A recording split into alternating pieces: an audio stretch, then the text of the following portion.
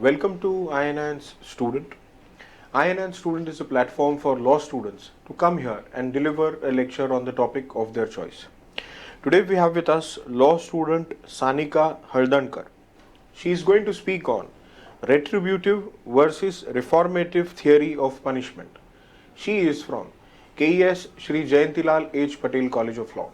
So without wasting further time, I would request her to commence with the lecture. Thank you. Start. Hello everyone, my name is Sanika Haldankar and today I am going to speak about the retributive versus reformative theory of punishment. Imagine two different judges facing the same criminal. A young man steals money from the company where he works. The evidence is clear, the crime has been proven, and now the court must decide the punishment. The first judge looks at him and thinks, he committed a crime, he must suffer the consequence because justice demands it. The second judge looks at the same man and thinks, why did he commit this crime? Can he change? Can society help him become better? Both judges want justice. Both believe they are doing the right thing. But they represent the two very different theories of punishment. These theories are known as reformative theory of punishment and retributive theory of punishment.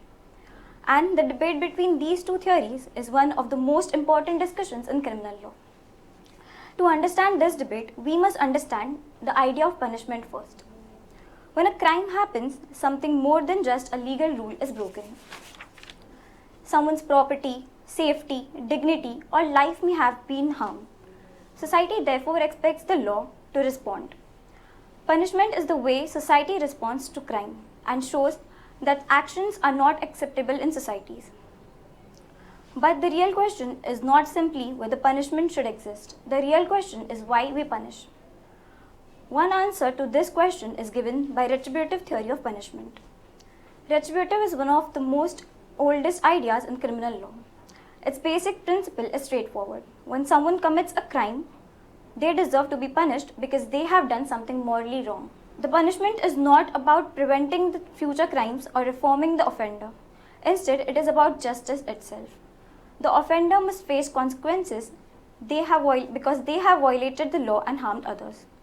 The idea is often summarized by the phrase an eye for an eye. Now, this phrase does not mean identical punishment. Rather, it reflects the idea of punishment should be proportionate to the crime committed. A serious crime deserves a serious punishment and a minor crime deserves a lighter one. The philosophical foundation of retributive punishment was strongly supported by thinkers like Immanuel Kant. He believed that punishment should be given simply because justice demands it. In his view, treating criminals as if they could escape punishment would be morally wrong, because it would ignore the harm they caused. We see this principle reflected in many modern legal systems. For example, when courts give strict punishments for serious crimes such as murder, rape, or terrorism, the reasoning is often retributive. The punishment reflects the seriousness of the crime. From a social perspective, retributive punishment also serves an important purpose. It reassures the society that justice has been done. Victims and their families often feel that punishment acknowledges the harm they suffered. Imagine a situation when someone commits a violent crime and receives no punishment at all. Most people would feel justice has completely failed. Retributive punishment responds to this concern by ensuring that wrongdoing has consequences. However, the retributive theory is not without criticism. Critics argue that retribution can sometimes resemble revenge rather than justice. Simply making a criminal suffer does not necessarily address the deeper causes of crime. For instance, if someone commits theft because they grew up in extreme poverty or lacked opportunities, punishing them alone may not change the conditions that led to the crime. This brings us to the reformative theory of punishment. The reformative theory approaches crime from a very different perspective. Instead of focusing on only the offense, it also looks at the offender as a human being capable of change. According to this theory, criminals are not always inherently bad people. Many criminals are influenced by social, economic, or psychological factors. Poverty, lack of education, broken families, peer pressure, addiction can push individuals toward criminal behavior. The reformative theory therefore asks a different question. Instead of asking how much punishment does this person the reformative theory therefore asks a different question. Instead of asking how much punishment does this person deserve, it asks how can this person be reformed. The goal is not simply to punish the offender but to rehabilitate them so they can return to society as responsible citizens. Under this theory, prisons should function as institutions of correction rather than mere places of sufferings. For example, many modern prisons provide education systems, vocational training, counseling, psychological support to inmates.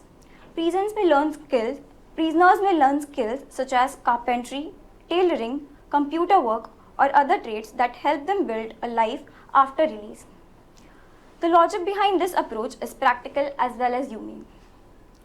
If a criminal leaves prison angry, uneducated, or socially isolated, there is a high chance they will commit the crime again. But if they leave prison with new skills, new opportunities, and a changed mindset, But if they leave prison with new skills, new opportunities, and a changed mindset, the chances of reoffending are much lower. India itself has experimented with reformative approaches in prison systems. In this way, reformative punishment benefits not only the offender but also society as a whole. One interesting example is the concept of open prisoners, particularly the open prison in Rajasthan. In such prisons, well-behaved prisoners are given a degree of freedom. They are allowed to work, earn wages, and sometimes live with their families while serving their sentence. The goal is to help them gradually reintegrate into society. Studies have shown that prisoners in such systems often have lower rates of reoffending, which suggests that rehabilitation can be effective. The Indian judiciary has also emphasized reformative justice in several cases. Courts have often stated that punishment should be purely vindictive but also aim at reforming the offender.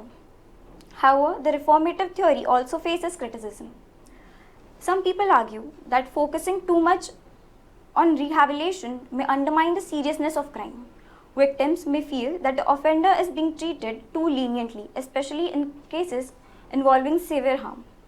For example, in cases of brutal crimes such as terrorism or heinous murders, many people believe that reform alone is not sufficient.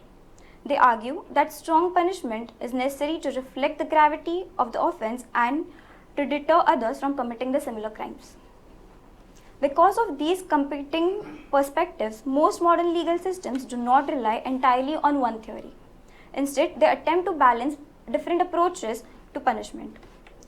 Retributive punishment ensures accountability and respect for victims.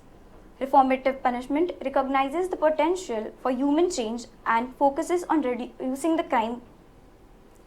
A justice system that combines both approaches tries to achieve fairness while also working toward a safer society.